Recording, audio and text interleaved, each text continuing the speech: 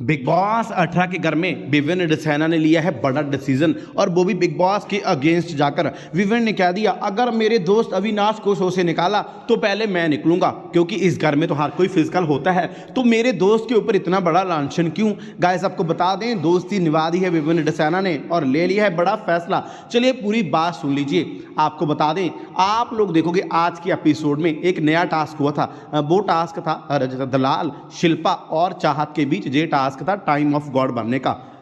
उन्होंने अपने पीठ पीछे टोकरियां पहनी हुई थी और उनको टोकरियों में ज़्यादा सामान एकत्रित करना था, क्योंकि जिसके में सबसे ज़्यादा सामान होगा तो वो घर का नया टाइम गॉड बन जाएगा। और कंटेस्टेंट जो बाकी थे ना, वो अपनी इच्छा अनुसार किसी को भी वो अपनी मदद कर सकते थे या फिर किसी को भी वो हरवा सकते थे, ये उनकी चॉइस थी।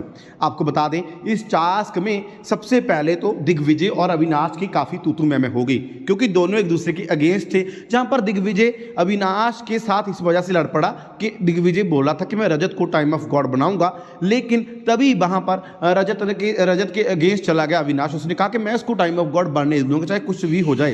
गाइस आपको बता दें, इस टास्क में पहले राउंड में चाहत पांडे आउट हो गई थी, तो चाहत इस टास्क से पहले ही आउट हो गई। लास्ट में रह गई शिल्पा और रजत। जब शिल्पा वहां पर खड़ी थी किचन में, उसकी टोकरी के पास खड़ा था दिग्विजय, और दिग्विजय ने काफ़ी गंदी गाली निकाली अविनाश को, जिसके बाद अविनाश आया और उसने जोरदार धक्का मारा दिग्विजय को और दिग्विजय नीचे गिर गया।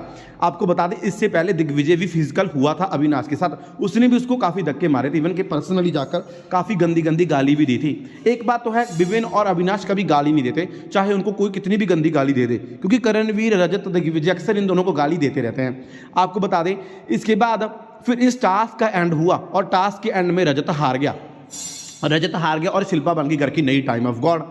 टाइम ऑफ गॉड बनने के बाद इतना दुख हुआ, इनको गुस्सा आया कि इन्होंने अपना फिर से पर्सनली चले गए और अविनाश को गाली देने लग गए। अविनाश का पारा हाई हो गया और अविनाश ने फिर एक जड़ दिया, धक्का मारा जोर से, जिसके बाद अविनाश की वजह से दिग्विजय नीचे गिर गया। जिसके बाद फिर घर वालों ने इस बात का मुद्दा बना लिया कि अविनाश ने उसको मारा है।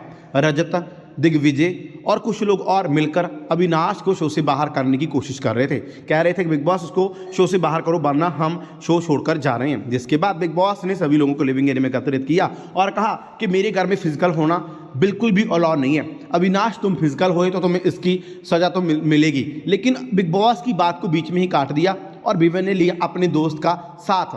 विवेन ने कहा कि रजत इतनी बार फिजिकल हुआ है, आपने उसको कभी भी शो से बाहर नहीं किया, और अविनाश तो फिजिकल हुआ भी नहीं। पहले तो दिग्विजय ने धक्का मारा था ना, और बाद में दिग्विजय की खुद की गलती है, उसको बकेट लगी थी शिल्पा की, तो वो खुद आउट हुआ। जिसके बाद रजत ने सीधा बिग बॉस से और विवेन ने सीधा बिग बॉस से पंगा ले लिया और कह दिया पहले रजत को शो से बाहर करो, क्योंकि अगर अविनाश को शो से बाहर किया तो मैं भी इसके साथ बाहर चला जाऊंगा।